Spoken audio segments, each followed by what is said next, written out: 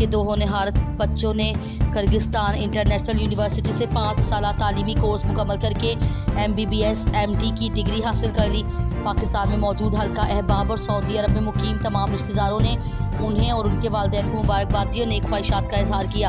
तफसीलात के मुताबिक हाफिज़ अबू हुरैरा ज़हूर बिन अल-हाज ज़हूर अहमद अल सिकंदर जो मदीना मुनव्वरा में पैदा हुए, सऊदीया और पाकिस्तान में तालीम मुकम्मल करने के बाद डॉक्टर बनने की ख्वाहिश में किर्गिस्तान इंटरनेशनल यूनिवर्सिटी में 1 फरवरी 2019 को दाखिला लिया।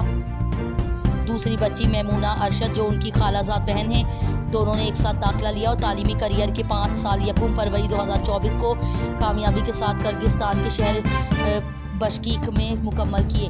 उन्होंने इदारे के सालाना कॉन्वोकेशन में बाकायदा MBBS की डिग्रियां हासिल की।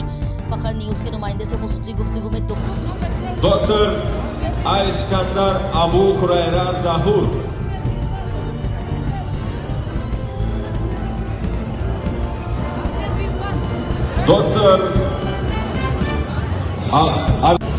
डॉक्टर अरशद मीमोना,